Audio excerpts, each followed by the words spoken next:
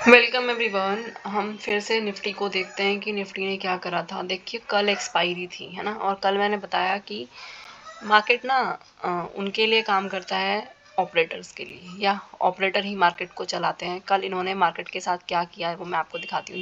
ये यहाँ जो है मार्केट को घुमाकर बंद कर दिया, क्योंकि कल बहुत ज़्यादा बड़े अमाउंट में रिटेलर पैसा लगाते हैं, तो रिटेलर का पैसा इन्हें खाना था, तो यहाँ जो है इसे ऐसे घुमाकर बंद कर दिया। ये जो आज इन्होंने मूव दिया है ना, ये मूव कल यहाँ मिलता तो रिटेलर को पैसा मिलता। जरा सा चीज़ों को कोरिलेट करके समझिए, कितने प्लान्ड वे में ये लोग चीज़ें करते हैं ना। कल एक्सपायरी थी, बहुत सारे रिटेल ट्रेडर आते हैं, वो ट्रेड करते हैं और अपना पैसा यहाँ, उनका पैसा इन्होंने सारा खा लिया एक्सपायरी में थीटा डीके करके। अब वो जो मूव, ये जो मूव था, ये कल यहाँ आता तो रिटेलर को कुछ पैसा मिल जाता और वो लोग जो है अपने घर लेके जाते। इन्होंने प्लान्ड वे में कल उनका पैसा खाया और उसके बाद आज जाके यहाँ देखिए मार्केट को डंप कर दिया। मार्केट जो है कितना नीचे आया है, कितना गैप अप खुला। और फिर मैंने आपको एक और बात हमेशा बताई है कि मार्केट में जो खेल हो जाता है ना, वो गैप अप और गैप डाउन में हो जाता है। अब यही अगर ये यहाँ लाइव मार्केट में कुछ होता तो कोई प्ले करता और इससे कुछ पैसे बना लेता, लेकिन अब ये इतना गैप डाउन हुआ, उसके बाद ये जो बड़ी सी रेड कैंडल बनी, इसमें कोई प्ले नहीं कर सकता है। इसमें आप बीच में रनिंग कैंडल में कहीं पर एंट्री नहीं बना सकते हो।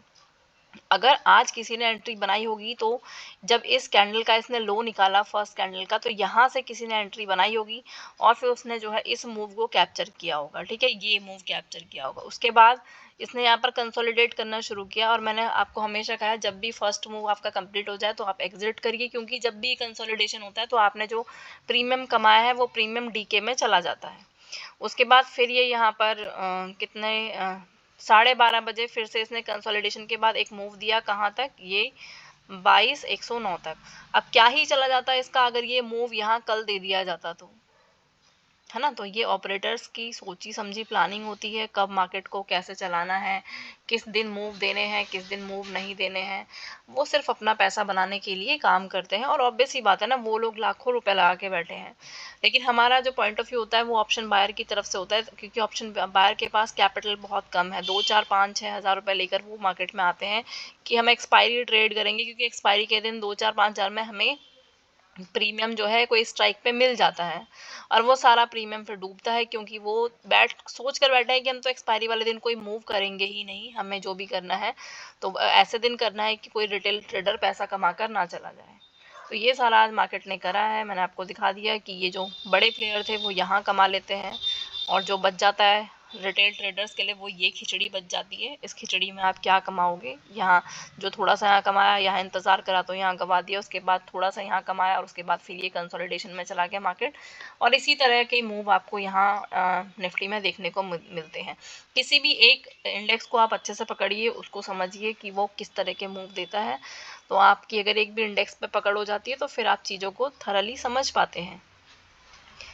अब बात करते हैं कि मंडे को क्या हो सकता है ना। जितना जितना मैं चीज़ें एनालाइज कर पाती हूँ, तो यहाँ देख लीजिए, ओआई में यहाँ दिखता है डाटा अभी तक, जब अभी मार्केट बंद नहीं हुआ है। मैंने 3 बजे ये वीडियो मैं शूट कर रही हूँ, बंद होने में टाइम है। तो यहाँ क्या दिख रहा है, अभी हम हैं 22,132 पे।